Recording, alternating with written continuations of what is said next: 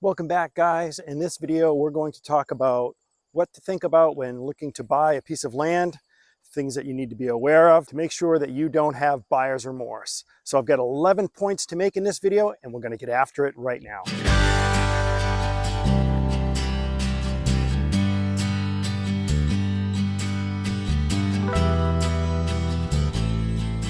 The first thing that you want to be aware of when you're getting excited about a piece of property that's come up for sale that you think that might fit your needs is the zoning.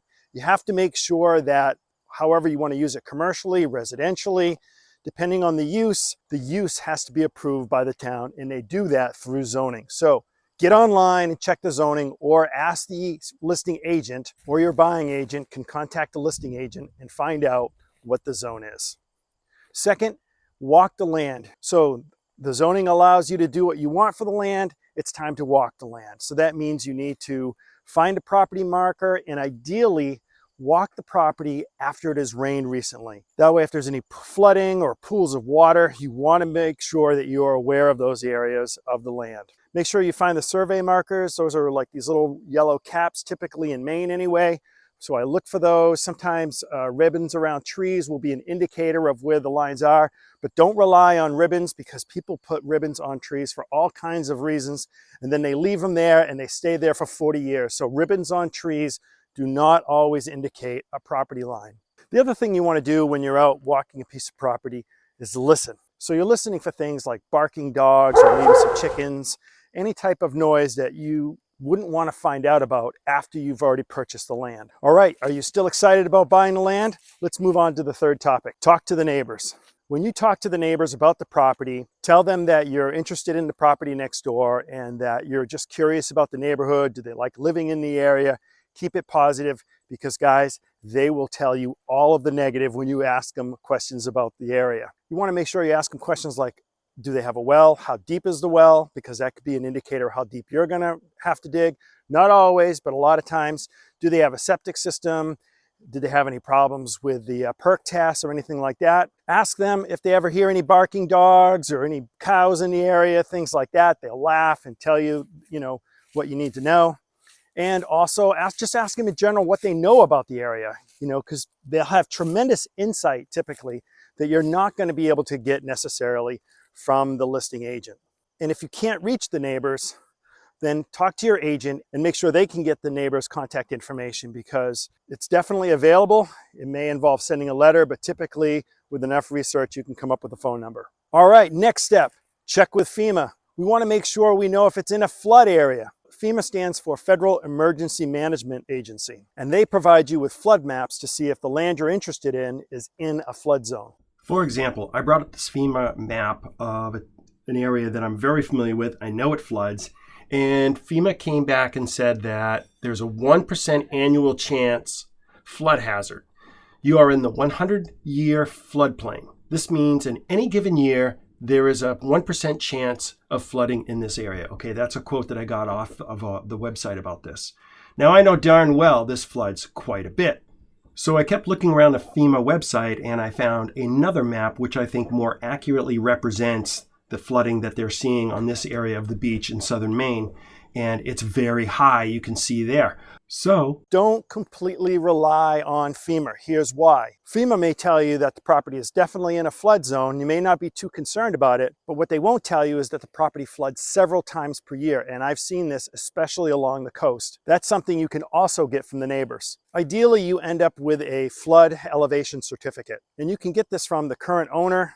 Typically, you can get it from the surveyor or some other professional like your architect or the engineers that you're using, or you can get it from the local floodplain manager if the community participates in the National Flood Insurance Program. Still excited about that property? Awesome. Number 5 is find out about the wetlands if you have them. Now, if there are wetlands certain times of the year, these are called vernal pools, and vernal pools are okay on the property.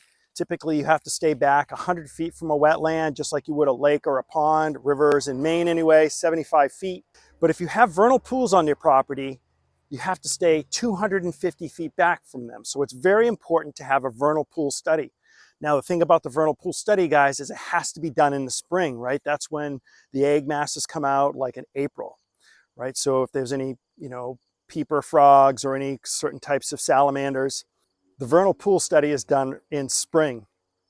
So that means if you're looking to make a June purchase, you may have to wait an entire year to find out if the vernal pools are significant.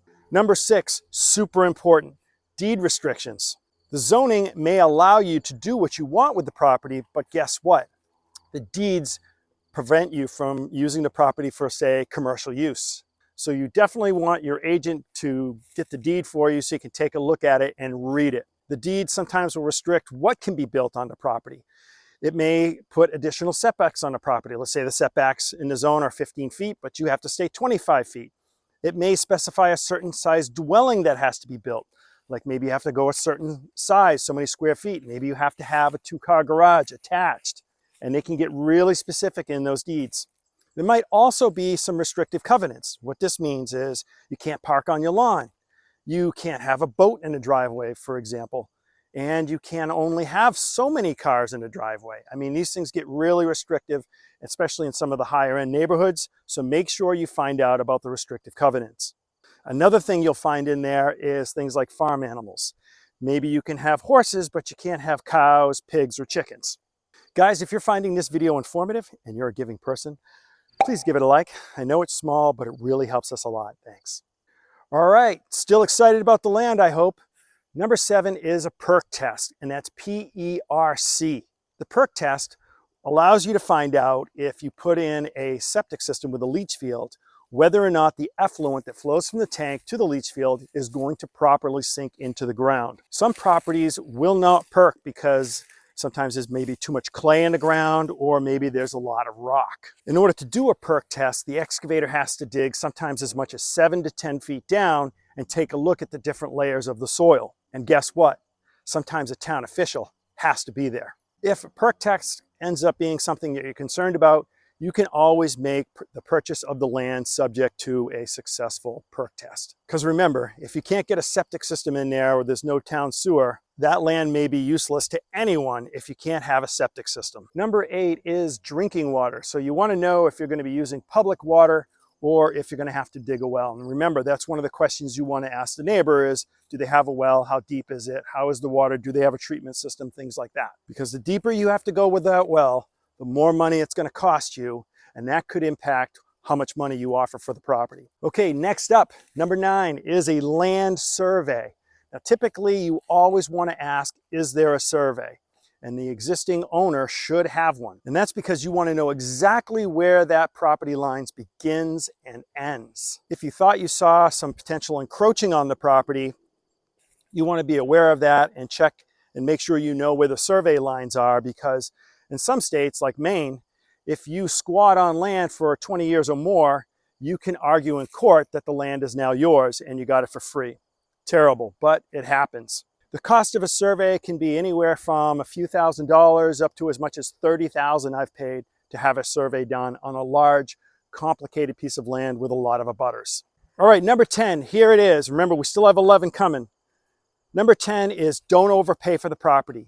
What this means is you want your buying agent to help you with a comparable analysis. So they should be able to do a comparable market analysis by looking at the history of sales over the last several months. Sometimes they have to go back a year to find properties that are comparable to yours, similar zoning, whether or not there's any wetlands on the property, things like that. And they have access to databases that you probably don't have yourself as a non-agent. So make sure that you do a comparable study and find out roughly what that property is worth. Now, if you're having a hard time coming up with comparables, sometimes you have to go back a little bit further or go into another town to find comparables. Or you can also hire an appraiser. An appraiser will come in, look at the property. They will also look for comparables, and you can help them find comparables too if you want. And they'll come up with a price, and sometimes, but not always, that helps you decide on how much you want to offer for the property.